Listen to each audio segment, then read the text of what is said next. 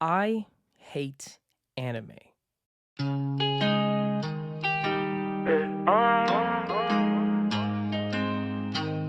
When I say I hate anime, I don't mean I just hate it a little, I hate it a lot. And when I say hate, I actually mean hate. I cannot stand anime. And before I get a bunch of comments saying, maybe you haven't seen the right one yet, maybe you need this, or start suggesting what animes I should watch or asking what I like, before you start doing that, let me tell you, my best friend is an anime fanatic. He literally calls himself a weeb. He has attempted to suggest to me what anime I should watch based on the type of stuff I like. He's suggested to me many types of animes, and I have even tried to get into it myself. I've tried to watch anime objectively. I figured that if anything's gonna make me, I don't know, like anime, it would be my absolute favorite thing, which is Marvel Heroes. So I watched the literal Marvel anime that was on Disney Plus for a while. I watched it not dubbed, I watched the original because I have a strong belief about watching the original language and not dubbed because dub takes away from it. And I couldn't make it through 2 episodes. I made it through the first one, but barely. And then I started the second one, and it was so gosh darn boring that I could not watch another second of it. It was that bad. And yes, I've watched more than just that Marvel anime. My best friend has put me on Steins Gate, and I watched 4 or 5 episodes. It was interesting-ish, I guess, but there were too many animeisms, I call them, that took away from the show, the good parts of it. And what are animeisms? Well, I'll tell you. First of all, animeisms make me extremely uncomfortable. It's mainly the fan service, the animation style itself, the over exaggeratedness of everything. All of that makes me extremely uncomfortable whenever I watch any anime. The over sexualization is too much for me. I can't take it. It's so annoying. When watching Steins Gate, I remember watching an episode and going, man, that's pretty interesting. And then, a stupid joke was cracked. Now, I'm not going to present myself as Mr. Offended by everything. So the joke, I shrugged it off.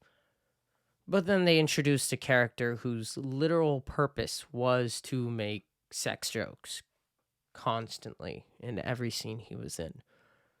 Okay, I got over that. Then they introduced a female character that was overly sexualized. Then they brought in a character who only focused on her over sexualizedness. So I was like, I'm not going to go through the rest of the season like this. I'm not going to watch it. So I haven't finished it. I'm going to one day, but it's pretty annoying. But the point of this video isn't to solely talk about anime's problems.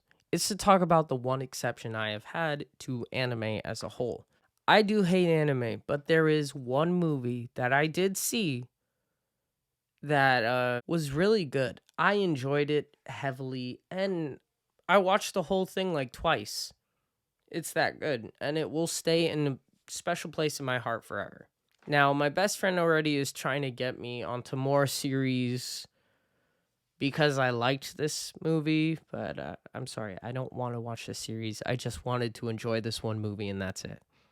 It's a one and done for me.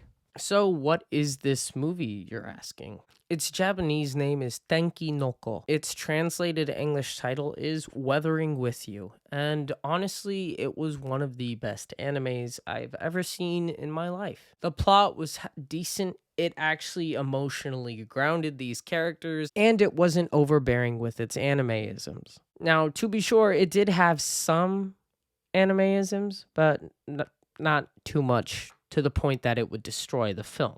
Which is my problem because most of the times in these anime movies and anime series, they are overbearing. The plot is simple. It's basically a romance. I know. Why you like a romance? Trust me, I'm not. Look at the films behind me. I got John Wick, Shutter Island. I'm not a big romance person, okay? The only romance film I actually like is Ghost, and that's because it's not boring. Most of them are, but this one was interesting, Weathering With You. It added supernatural elements to it about how this kid moves all the way to Tokyo by himself. It's a story that I found myself relating to in a way.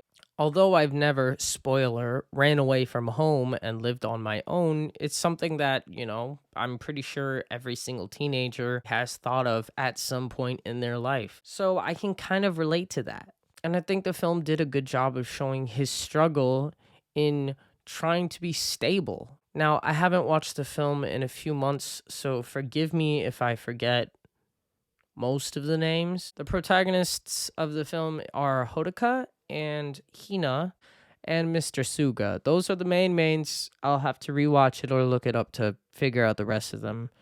I know there's the brother, the cousin, the detective. There's a lot of people in this story. And that's another thing that I have to give the film props about. It handled a lot and it handled it very nicely. It all fit together really well and it never felt like it was too much. I felt invested in the story and constantly was wondering what was going to happen next. I was never really bored. It didn't feel very long, even though it's, it's a regular length movie. I think it's like an hour and 45. No, it's an hour and 50. And I didn't feel like it was that long because it was pretty good. I was hooked onto the story. Now, I'm not going to spoil too much, so yeah, if you want to watch it, please do. It's on HBO Max. Unfortunately, it's only in the English dub, but the English dub wasn't too bad. It wasn't Squid Games level bad. Thank God I didn't watch Squid Game in the English dub. I would have regretted it. I watched it in the Korean dub. Now, again, as I said before, there are some anime isms in there. There's a few, coarse jokes in there that not really throw me off, but just ignore them. And another animeism that I didn't mention before is the music. Oftentimes, I find Japanese music, or as my friend would say, J-pop, to be bad. I'm sorry, normally it just sounds like a guy who can't sing trying to hit high notes. I can't take it's like I don't know. I don't want to know.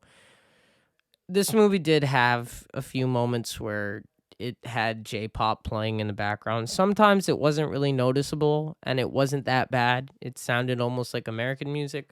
But then at the end of the movie where there was like supposed to be an emotional climax, they played this J-pop with a singer who was like, Oh, please stop. Please, this is supposed to be an emotional moment. and I am just focusing on the singing. Aside from those few things, it was a good movie. Like I said before, I watched it twice. The way I found out about the movie was crazy. My theme song that you heard at the beginning, those few guitar strums, and then you heard the Kid Leroy's voice. That was actually a song made by someone whose name on YouTube is Jaden's Place. They're a producer. They mix unreleased songs together. And that person made an anime music video for the song using clips from Weathering With You. I watched that music video so many times because I liked the song. And after a while, I was like, this looks really interesting. I kind of want to watch it. And so I did. The curiosity got to me, and I was happy I watched it. That's pretty much it. It's an enjoyable movie. I definitely wouldn't say like, oh my gosh, this is as good as Inception. But I would say it was a very good movie. I do plan to watch it again in the future. I wanted to buy it at one point and put it in my collection. I felt like it was worthy to be there. Tell me what you guys think, though. Is Weathering With You a good movie if you've seen it? What's your thoughts on anime as a whole? Do you like it? Do you absolutely hate it? Is it garbage? I think it's mostly garbage, but I can't be mean to my friend, even though I've told him what I think on anime before. Are you an anime fan? Do you hate me because I just trashed your life? Remember to like, subscribe.